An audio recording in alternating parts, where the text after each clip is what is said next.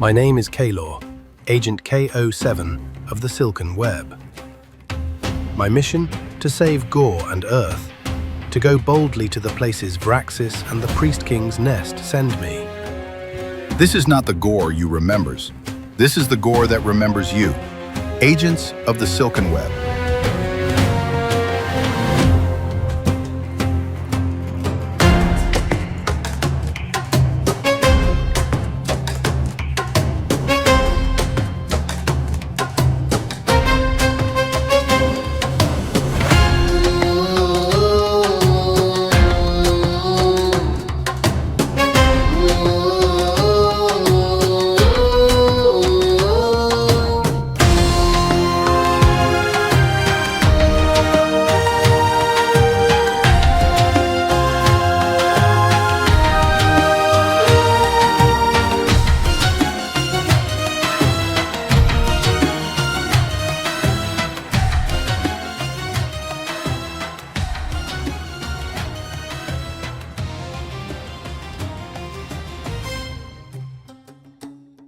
The Blades of Three, a Gorean tale of the Silken Web.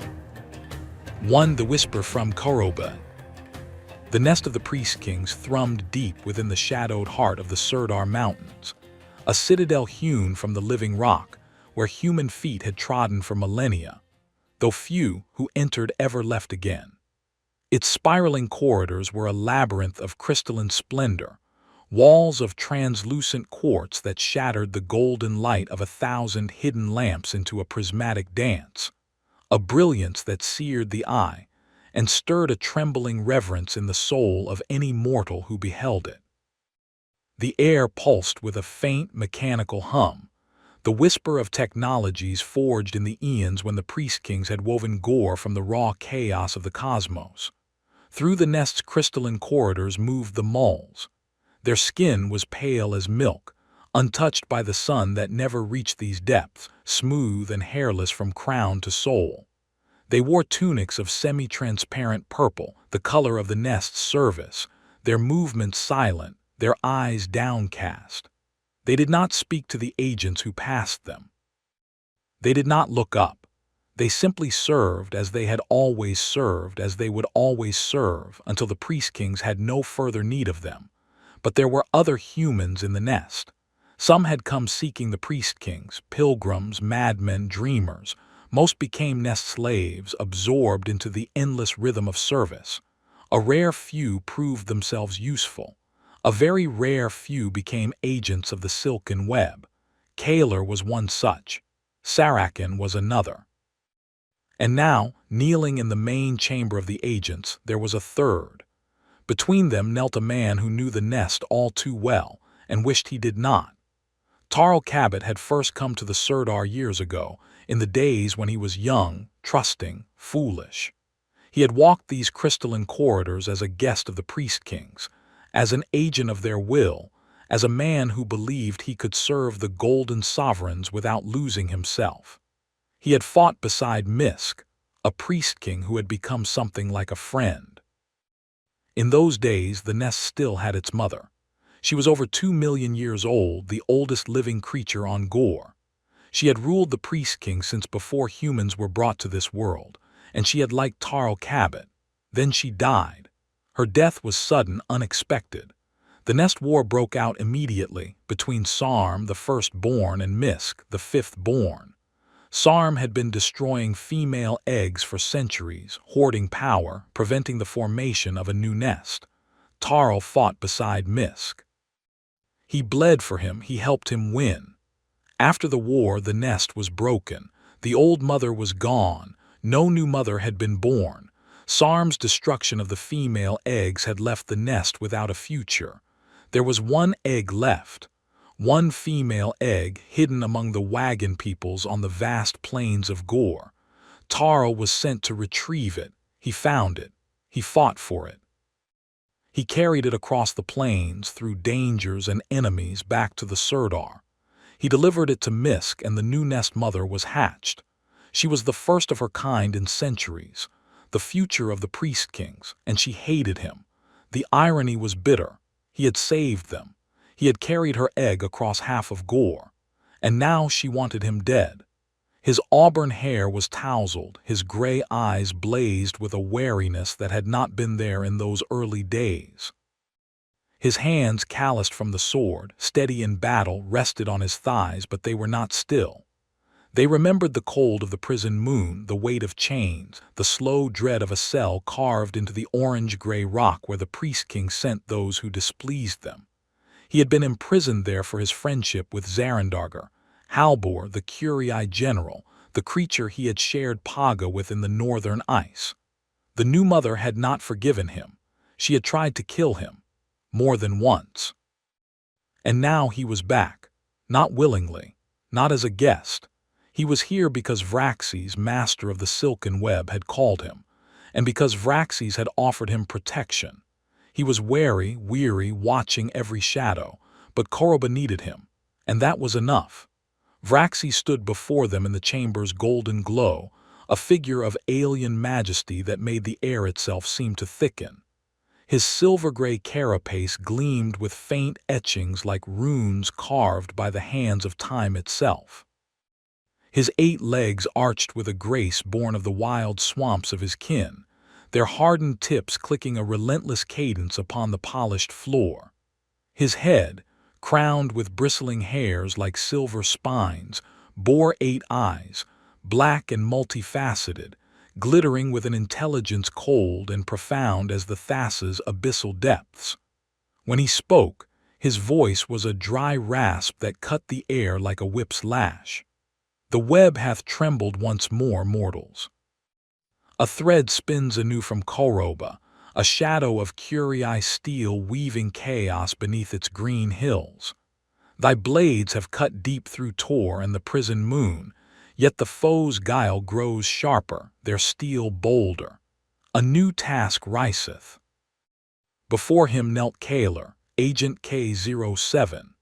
He was a lean warrior forged in the dust of the Wagon Peoples, his skin darkened by the fierce sun of the southern plains, his features sharp with the Tuchuk's rugged heritage, high cheekbones carved as if by wind, a hawk-like nose proud and unyielding, green eyes blazing like emeralds caught in the firelight. His blonde hair, cropped close by a blade's edge, shimmered with the dust of past battles. Beside him knelt Sarakan Thorn, Agent K-08.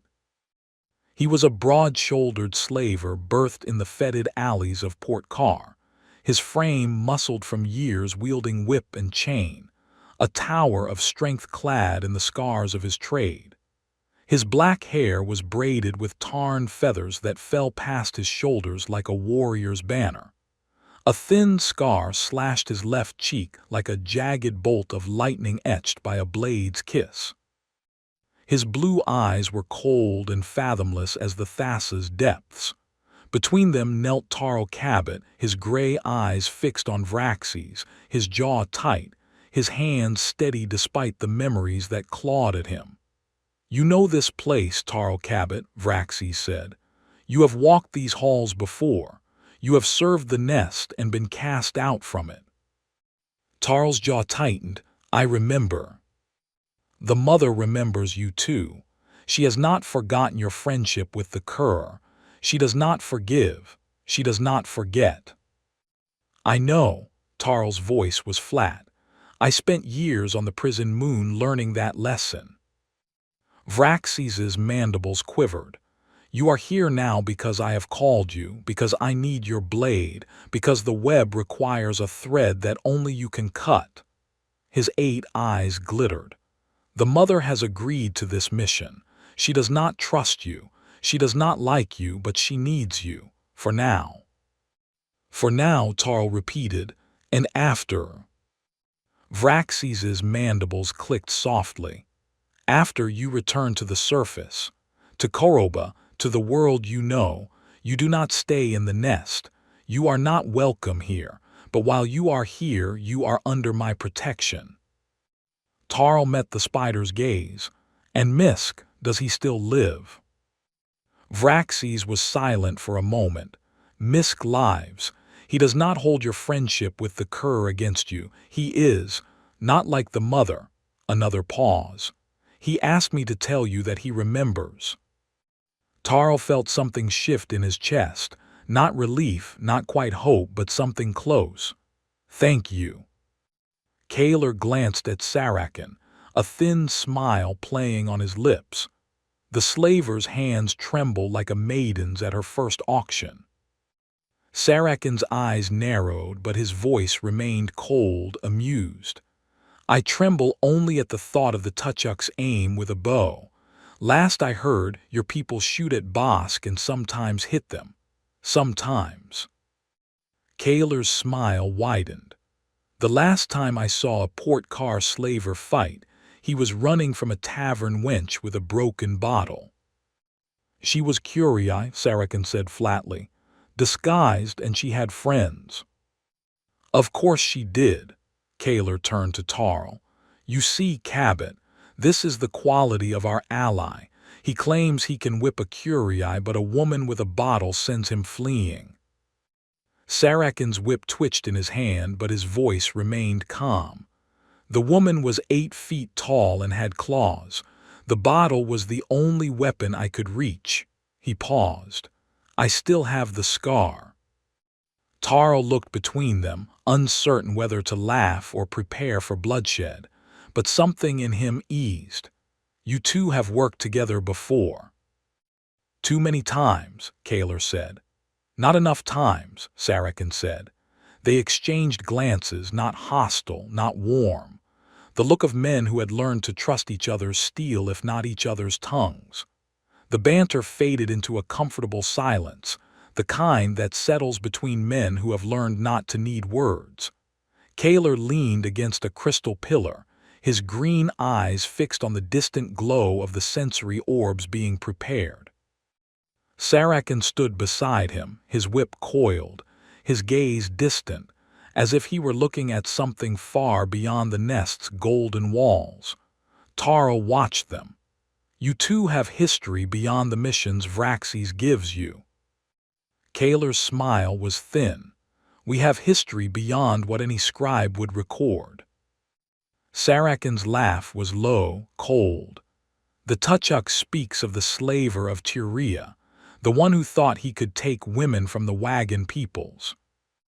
Kaelor's eyes flickered. "He took them from the wagons. He took free women, free men. He had a compound in the hills north of Tyria, walls high enough to keep out raiders, chains strong enough to hold even a Tuchuk's strength." "He did not hold you," Tarl said. Kaelor's smile widened. "He did not, but he tried."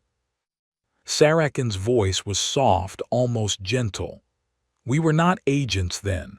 We were hunters, each for our own reasons. Kaelor's sister was among the taken. My merchandise was not. That was the difference." Tarl waited. He knew men like these. They told their stories when they were ready, not before. Kaelor spoke first. "The walls were high. The guards were many. They had paga enough to keep them drunk, but not blind. We watched for 3 days before we moved." Sarakan nodded. "I went in as a buyer, gold in my purse, a slaver's reputation before me. They opened the gates. They showed me the pens." His voice hardened. "The women were in cages, naked, collared. Some had been free the week before. They did not know why they were there. They only knew they were no longer free." Kaelor's hands tightened on his cord. "I came over the wall at midnight. The guards were drunk on paga, blind to anything but the bottom of their cups. I cut the locks on the pens. I told the women to run." "And they did," Sarakan said, "but some were not fast enough. The master of the compound woke.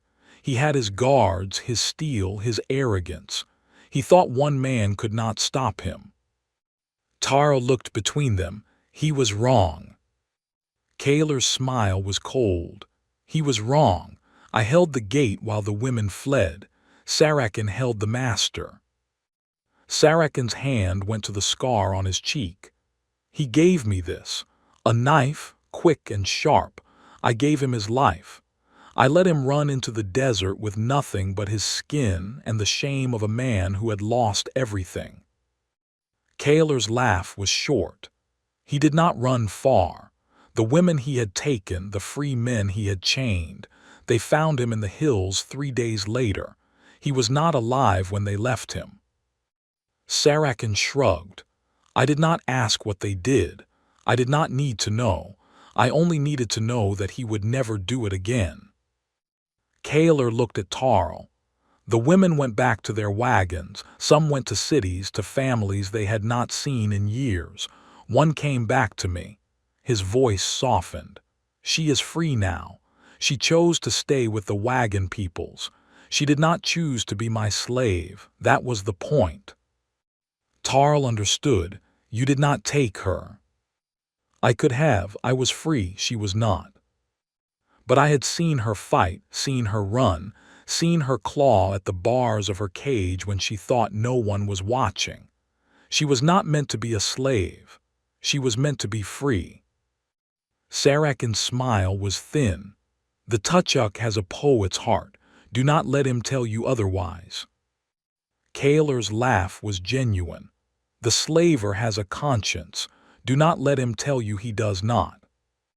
They looked at each other, and for a moment Tarl saw what bound them, not friendship, not trust, but something deeper. The memory of a night when they had fought for something that was not a mission, not an order, not a web of priest-king design.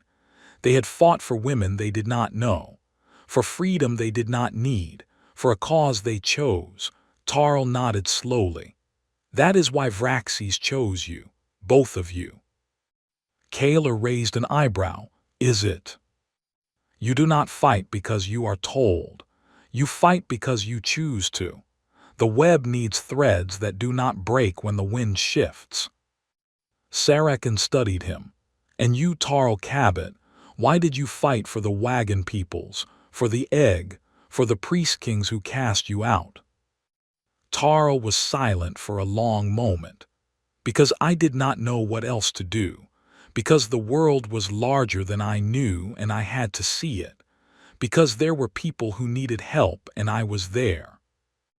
He looked at the two men, the Tuchuk, the slaver, and for the first time he saw them not as allies of convenience but as something closer. And because I learned that the best reason to fight is not duty, it is choice. Kaelor's smile widened. Then we are 3 blades that choose. Sarakan's voice was soft. 3 blades that cut. They stood in the golden light of the nest, the mull approaching with the sensory orbs, the silver ship waiting beyond the Surdar's peaks. And for a moment, the weight of the mission, the shadow of the Kurii, the hatred of the mother, all of it faded. There was only the bond, new, fragile, but real. Vraxes' mandibles quivered, his 8 eyes glittering with something that might have been amusement. The spiderfolk do not understand why humans waste breath on such exchanges. Among my kind, a dispute is settled by who spins the strongest web, or who bites first. Kaelor raised an eyebrow, and who usually wins? Vraxes' mandibles clicked. I do not lose. That is why I am master of the Silken Web. He turned to Tarl. The spider people have lived in the swamps of Gore since before your kind were brought here. We spin webs a passing wide, strong enough to hold a grown man, light enough to catch the morning dew. Our mandibles are sharp as curved knives, and we are rational creatures. The men of Ar who hunt us for our silk, they are not rational, they are prey. Tarl did not flinch. I am not from Ar. No, you are from Ko-ro-ba. Vraxes' mandibles clicked softly. That is why you are here. The Kurii build a beacon beneath your city's hills. They will summon their kin from the steel worlds. And Ko-ro-ba will burn. A mull in purple tunic approached, bearing 3 small silver spheres. Its pale, hairless face was expressionless, its movements precise. It knelt before each man, placing a sphere in their hands. The metal was warm, pulsing faintly with golden light. The sensory orbs will guide you, Vraxes said. They will show you what the Kurii hide. They will warn you of danger. Trust them. Kaelor pocketed his sphere. Sarakan weighed his, then nodded. Tarl closed his fingers around his, felt the warmth spread up his arm, and for a moment he saw, not with his eyes but with something deeper, the hills of Ko-ro-ba, the cave, the Kurii tending their beacon. The vision faded. Vraxes was already turning away, his legs clicking against the stone. The silver ship awaits. Go, cut this thread, return, if the web still has need of you. The silver ship awaits, Kaelor said. We leave at dawn. Sarakan rose, his whip coiled at his hip. Try to keep up, Tuchuk. I will, Kaelor said, as long as you don't trip over your whip again. That was one time. You ran into a tree. It was a dark night. You were running from a tavern wench. She was Kurii, Sarakan growled, 8 feet tall claws. And a broken bottle, Kaelor said, grinning. Tarl rose between them, shaking his head. If you two are finished, I need to see the ship, and I need to know what we're flying into. Kaelor and Sarakan exchanged another glance, the look of men who had fought together and would fight again. The caves beneath Ko-ro-ba, Kaelor said, are older than the city. The Kurii have been there for months, maybe years. They have a beacon. If it calls, their fleet will come. And we stop it, Sarakan said, by killing every Kurii in the cave. 5 of them, Kaelor said. At least 5, maybe more. Tarl's hand went to his sword. Then we kill them all. Sarakan smiled. It was not a kind smile. I like this one. He has the right instincts. Kaelor nodded. Let's see if he has the steel to match them. They walked into the corridor, the mull leading the way, the golden light of the nest fading behind them. Ahead, the silver ship waited, and beyond it, Ko-ro-ba's hills and the darkness beneath.